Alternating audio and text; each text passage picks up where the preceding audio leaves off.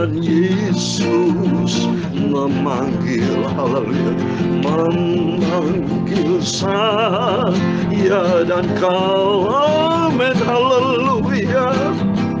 Lihatlah Tuhan Yesus menunggu di hatimu, sambutlah Tuhan Yesus, amin, haleluya. Hai marilah,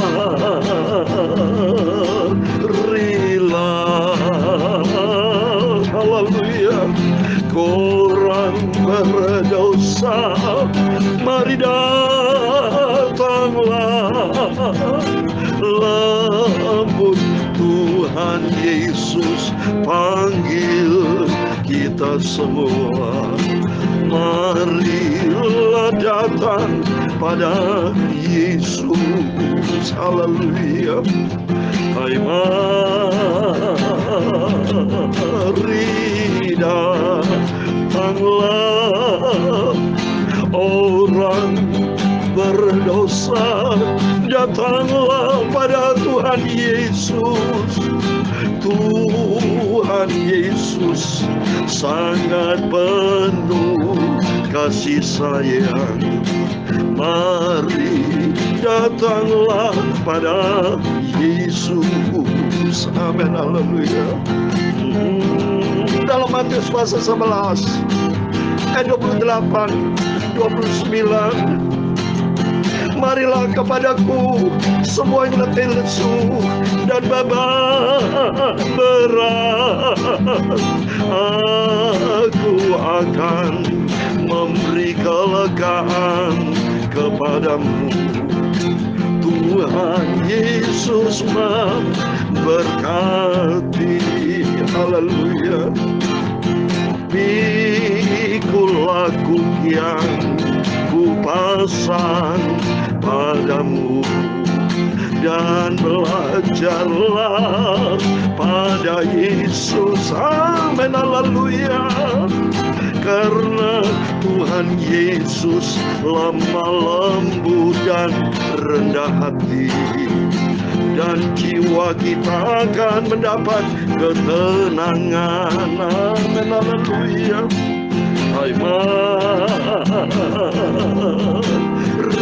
datanglah, semua yang berbeban berat, datanglah pada Tuhan Yesus. Tuhan Yesus memberi damai sejahtera. Marilah datang pada Yesus, amin, haleluya. Softly and tenderly Jesus is calling, hallelujah, calling for you and for me, amen, hallelujah. See on the portals is waiting and watching for you and for me, amen, hallelujah. Come home, come home. You are weary, come home. Earnestly, tenderly, Jesus is calling, oh sinner, come home. Amen, hallelujah. Hai mari datanglah, aku orang berdosa, datang pada Tuhan Yesus. Tuhan Yesus menunggu saya dan kau. Hai mari datanglah, amen, haleluya. Ya Tuhan, punya-Mulah kebesaran dan kejayaan. kehormatan, kemasyhuran, dan keagungan. Ya, segala-galanya yang ada di langit dan di bumi. Ya Tuhan, punya mula kerajaan, dan Engkau yang tertinggi itu melebihi segala-galanya sebagai kepala.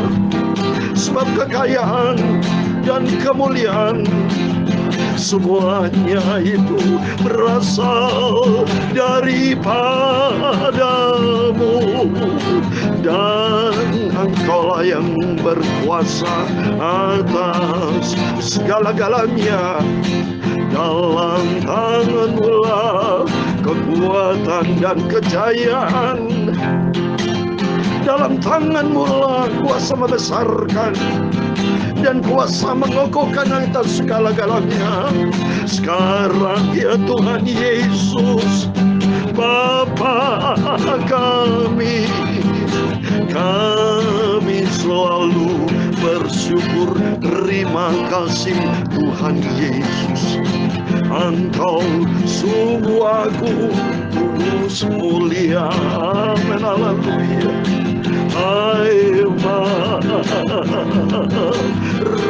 datanglah orang berdosa, datanglah pada Yesus. Haleluya. Hanyalah Yesus Tuhan Juru Selamat, memberi damai sejahtera. Terima kasih Tuhan. Sucikan mulutku, sucikan hatiku, sucikan hidupku. Sebentar kami mau baca firman-Mu yang Maha Kudus, Maha Mulia. Aku haus, lapar akan firman-Mu Bapa. Sucikanlah hidupku.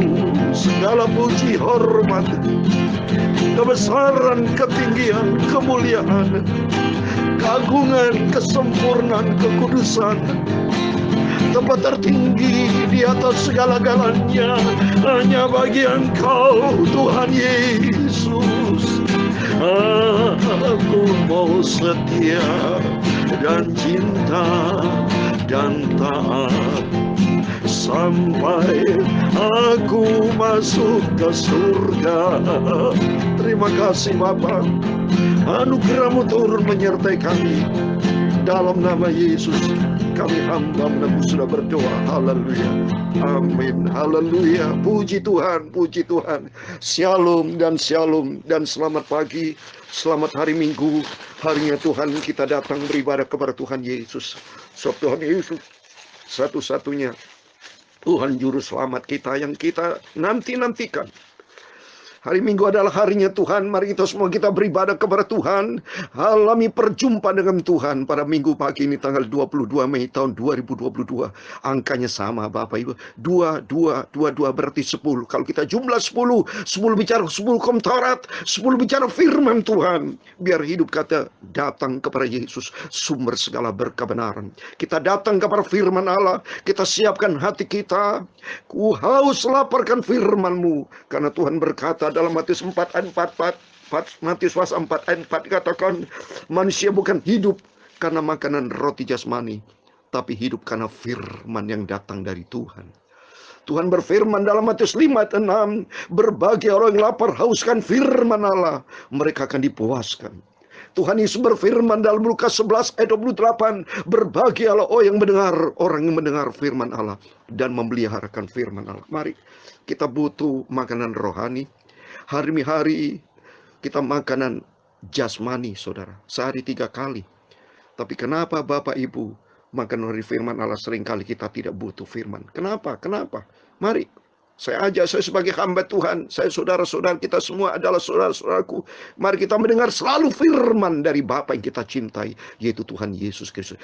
Isi hidup kita dengan firman Tuhan, supaya kita tidak melangkah serong ke kanan dan ke kiri, tapi kita melangkah di dalam kebenaran firman Tuhan. Siapkan hati kita. Saya sudah berdoa, Tuhan, sucikan hatiku. Mulutku sebentar ku baca firman Tuhan. Pikiranku segenap hidupku isi dengan firman Tuhan. Amin. Mari saya membaca 2 Raja pasal 14 ayat 7 sampai 22. Demikian firman Tuhan. Ia mengatakan, ia mengalahkan Edom di lembah Asin, 10.000 orang banyaknya, dan merebut Sela dalam peperangan itu. Lalu dinamainya kota itu Yoktwael. Begitulah sampai hari ini. Pada waktu itu Amasya menyuruh utusan kepada Yoas bin Yoahas bin Yehu Raja Israel, mengatakan, mari kita mengadu tenaga. Tetapi Yoas Raja Israel menyuruh orang kepada Amasya Raja Yehuda, mengatakan, rumput duri yang di gunung Libanon mengirim pesan kepada Libanon, kepada pohon aras yang di gunung Libanon. Bunyinya, berikanlah anakmu perempuan kepada anakku laki-laki menjadi istrinya. Tetapi binatang-binatang hutan yang ada di gunung Libanon itu berjalan lewat dari sana, lalu menginjak rumput duri itu. Memang engkau telah mengalahkan Edom, sebab itu engkau menjadi tinggi hati. Cukuplah bagimu mendapat kehormatan itu dan tinggal di rumahmu. Untuk apa engkau menantang malapetaka sehingga kau jatuh dan Yehuda bersama-sama engkau? Tapi Amasya tidak mau mendengarkan. Sebab itu majulah Yoas dan Raja Israel, lalu mengadu tenagalah mereka, dan ia dan Amasya Raja Yehuda di Bet-Shemesh yang termasuk wilayah Yehuda. Di Yehuda terpukul kalah oleh Israel, sehingga masing-masing lari ke kemahnya. Yoas Raja Israel menangkap Amasya Raja Yehuda, anak Yoas bin Hasia, di Bet-Shemesh. Lalu Yoas masuk ke Yerusalem dan membongkar tembok Yerusalem dari pintu gerbang Efraim sampai ke pintu gerbang sudut, 400 hasta panjangnya. Sesudah itu mengambil segala emas dan perak dan segala perkakas yang terdapat dalam rumah Tuhan, dalam perbendaharaan istana raja. Istana raja juga orang-orang Sandra, kemudian pulanglah ia ke Samaria. Selebihnya dari riwayat Yoas, apa yang dilakukannya dan kepahlawanannya, dan bagaimana ia berperang melawan Amasya Raja Yehuda, bukankah semua tertulis dalam kitab sejarah Raja-Raja Israel? Kemudian Yoas mendapat perhentian bersama-sama dengan nenek moyangnya, dan ia dikuburkan di Samaria di samping Raja Israel. Maka Yerobeam anaknya menjadi raja menggantikan dia. Amasya bin Yoas Raja Yehuda masih hidup 15 tahun lamanya sesudah matinya Yoas bin Yehuda bin Yoas Raja Israel. Selebihnya dari riwayat Amasya, bukankah semua itu tertulis dalam kitab sejarah Raja-Raja Yehuda? Di Yerusalem orang mengadakan persepakatan melawan dia. Sebab itu barulah ia ke Lahis, tetapi mereka menyuruh mengajar dia ke Lahis, lalu dibunuhlah dia di sana. Diangkutlah ia dengan kuda, lalu dikuburkan di Yerusalem di samping nenek moyangnya di kota Daud. Segenap bangsa Yehuda mengambil Asaria yang masih berumur 16 tahun dan mengangkat dia menjadi raja menggantikan ayahnya Amasya. Ayat 22 terakhir. Yang memperkuat Elat dan mengembalikannya kepada Yehuda. Sudah raja mendapat perhentian bersama-sama dengan nenek moyangnya. Amin. Demikian firman Tuhan yang sudah kita baca. Pagi ini pagi yang indah diberkati Tuhan. 2 Raja pasal 14 ayat 7 sampai 22. Di dalam nama Tuhan Yesus Kristus, Bapak, Ibu, Saudara semua yang rajin baca Alkitab bersama saya, yang terus merenungkan firman Tuhan dengan kesetiaan, kecintaan kita dan ketaatan kita kepada Tuhan Yesus. Dalam nama Tuhan Yesus, kita semua diberkati Tuhan. Kalau kita lihat di sini, raja-raja perang, saudara. Raja bangsa Israel, ini satunya Yoas juga, Amasya, itu sama-sama raja bangsa Israel sebetulnya, saudara. Yoas raja memimpin Israel, ya. Sedangkan Amasya untuk memimpin bangsa Israel untuk dari suku Benyamin dan suku Yehuda. Jadi 12 suku bangsa Israel itu dipecah dua, saudara. 10 suku lawan dengan 2 suku. Dan kalau kesalahan dari Amasya ini, saudara, dia tidak tanya Tuhan. Dia berperang apapun, hidup ini penuh dengan tantangan, penuh dengan peperangan. Kalau kita baca dalam Efesus 6 ayat 12, hidup kita penuh dengan tantangan, perjuangan, saudara. Perjuangan kita bukan melawan darah dan daging, melawan roh jadi udara. Jadi peperangan terjadi, satu, karena kuasa-kuasa iblis memang, saudara. Ini intervensi dari iblis. Karena iblis memang dari sejak awal ini menghancurkan dunia, saudara. Menghancurkan manusia. Makanya kalau kita nih saling masing-masing egois, pasti timbul konflik. Masing-masing egois. Tapi kalau dua-duanya rendah hati, maka datang kepada Yesus seperti tadi. Yesus memanggil Matius 11 ayat 28-29. Marilah kepadaku semua yang punya masalah. dan belajar kepada Yesus. Karena Yesus lemah lembut dan rendah hati. Kalau rendah hati dua-duanya tidak perang, saudara. Terjadi konflik karena dua-duanya tidak rendah hati. Kami minta sama Tuhan supaya kita belajar rendah hati. Minta pimpinan Tuhan. Karena saya mau baca Efesus 6 ayat 12. Demikian firman Tuhan. Karena perjuangan kita bukan melawan darah dan daging, tetapi melawan pemerintah-pemerintah, melawan penguasa-penguasa, melawan penghulu-penghulu dunia yang gelap ini. Sehingga melawan roh jadudar. Coba ini. Dunia begitu jahat. Firman Tuhan katakan pula dalam 1 Yohanes pasal 5 ayat 19 bahwa dunia ini sudah dikuasai si jahat.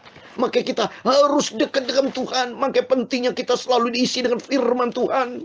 Sebab di luar firman Tuhan, di luar Tuhan, kita tidak bisa berbuat apa-apa. Saya mau baca 1 Yohanes pasal 5 ayat 19 dikatakan, kita tahu bahwa kita berasal dari Allah dan seluruh dunia berada di bawah kuasa si jahat. Jadi tiap hari, setiap saat kita bisa konflik, saudara. Sebetulnya kita manusia ini tidak ada yang cocok, saudara. Masing-masing pasti bisa berkelahi, bisa konflik. Kita bisa damai, suami istri, antara suami istri anak bisa damai, ada kasih kalau di dalamnya ada Tuhan Yesus. Coba kita lihat berita-berita di televisi. Suami bunuh istri, istri bunuh suami, suami istri bunuh anak-anak, bunuh orang tua sebalik. Semua kacau balau, bahkan terjadi kanibal dari dulu sampai sekarang. Saling mutilasi, saling perang, Ukraina lawan Rusia. Ya, di dunia ini tidak pernah ada kedamaian. Karena firman Tuhan katakan, memang seluruh dunia berada di bawah kuasa si jahat. Maka pentingnya kita perlu datang kepada Yesus. Sesuai dengan pujian, marilah datang kepada Yesus. Kita berserah total kepada Tuhan. Karena tidak punya sumber kekuatan. Sebab sumber kekuatan hanya di dalam Dia, Yesus Kristus. Oleh itu mari Bapak Ibu, melalui firman Tuhan pagi yang indah ini, supaya kita mengandalkan Tuhan, menyerahkan hidup kita kepada Tuhan. Kalau tidak, saudara, sampai di sini lihat, Yerusalem sampai dibongkar, saudara. Kalau kita lihat sini ayat 13, Yoas Raja Israel menangkap Amasya Raja Yehuda, anak Yoas bin Asia di Bet-Semes. Lalu Yoas masuk ke Yerusalem dan membongkar tembok Yerusalem. Saya menangis pada waktu baca ini. Puji Tuhan, saya sudah 60 kali berangkat ke Yerusalem. Saya menangis karena apa? Dibongkar tembok Yerusalem, saudara. Di dalam bait Allah itu. Coba, memang sesuai dengan perintah Tuhan. Bahwa Tuhan berfirman dalam Injil Matius 24. Bahwa semua bait Allah akan diruntuhkan, saudara. Kita baca di sini. Matius 24 ayat 1 dan 2, demikian firman Tuhan. Sesudah itu Yesus keluar dari bait Allah, lalu pergi, maka datanglah murid-muridnya dan menunjuk kepada bangunan-bangunan bait Allah. Ia berkata kepada mereka, kamu melihat semuanya itu. Aku berkata kepadamu, sesungguhnya tidak ada satu batu pun di sini akan dibiarkan terletak di atas batu yang lain. Semuanya akan diruntuhkan, saudara. Apa maksud di sini? Seperti Yerusalem, tembok Yerusalem diruntuhkan semua. Yerusalem itu bicara the city of peace, adalah kehidupan kita. Kehidupan kita, kalau kehidupan kita, kehidupan lama, harus kita rubah, dibongkar oleh Tuhan. Tuhan mau kita nanti ada Yerusalem baru. Yerusalem baru hanya bagi orang yang hidup baru.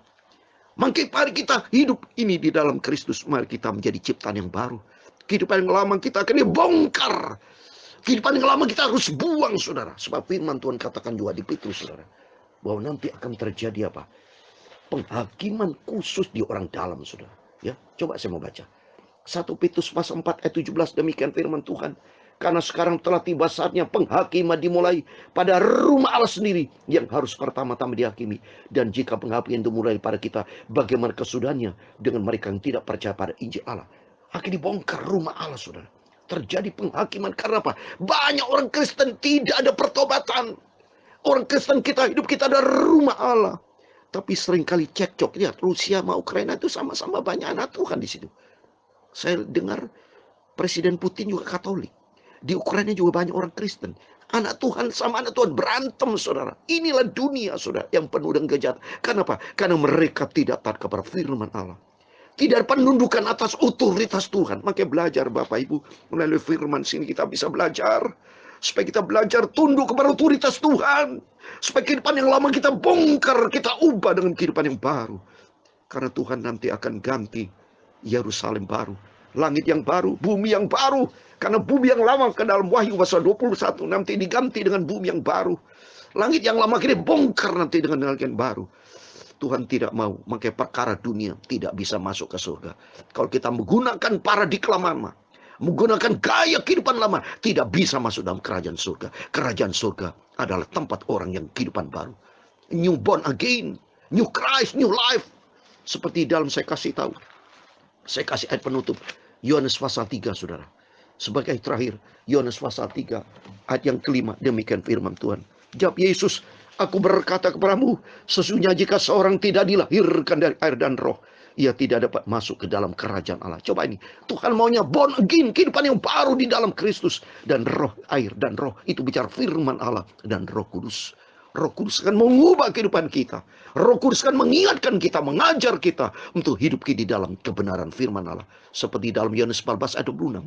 Roh Kudus, roh penghibur, akan selalu mengajar kita dan mengingatkan kita untuk kita melangkah di dalam kebenaran Tuhan. Oleh karena mari kita datang kepada Tuhan Yesus. Jangan keraskan hati. Di hari Minggu alami perjumpaan dengan Tuhan. Berjumpa dengan Tuhan, kehidupan kita akan diperbarui. Air menjadi anggur karena ada Yesus. Sakis berjumpa dengan Yesus, ada sukacita, ada pembaruan, ada terobosan. Kalau di dalam Yesus ada terobosan baru. Tuhan tidak mau kita menggunakan kehidupan yang lama. Semua akan dibongkar. Tapi mari sama-sama kita datang kepada Yesus. Biar hidupku Tuhan, ubah hidupku, karakter ubah Tuhan. Supaya menjadi kehidupan yang baru di dalam Yesus. Kita datang kepada Yesus. Sebab Yesus akan memberikan damai sejahtera, keselamatan yang kekal buat kita semua. Hai haleluya, rila, haleluya. Hai orang berdosa, mari datanglah pada Tuhan Yesus, haleluya. Serahkan seluruh hidupmu pada Tuhan Yesus, haleluya. Tuhan Yesus, Juru Selamatku, amin, haleluya. Hai mari datanglah, haleluya. Hai kamu orang berdosa, datanglah pada Tuhan Yesus, haleluya. Serahkanlah seluruh hidupmu pada Yesus, haleluya. Hai mari datanglah, amin, haleluya. Tuhan memberkati engkau dan melindungi engkau. Tuhan menyinari engkau dengan wajahnya dan memberi engkau kasih karunia. Tuhan menghadapkan wajahnya kepadamu dan memberi engkau damai sejahtera. Bapa kami yang di surga, dikuduskanlah namamu, datanglah kerajaanmu, jadilah kehendakmu di bumi seperti di surga. Berikan kami pada hari ini makanan kami secukupnya, dan ampunilah kami akan kesalahan kami, seperti kami juga mengampuni orang bersalah kepada kami. Dan jangan membawa kami ke dalam pencobaan, tetapi lepaskanlah kami dari paling jahat, karena engkaulah yang mempunyai kerajaan dan kuasa dan kemuliaan sampai selama-lamanya. Amin. Puji Tuhan. Selamat ibadah hari Minggu. Alami perjumpaan dengan Tuhan. Datang kepada Yesus. Serahkan hidupmu ke dalam tangan Tuhan. Dan Yesus akan memberikan damai sejahtera, keselamatan yang sempurna hanya di dalam Dia, Tuhan Yesus Kristus. Amin. Tuhan memberkati kita semua dan Tuhan bersama kita. Selamat hari Minggu. Selamat ibadah hanya kepada Yesus Kristus. Amin. Haleluya.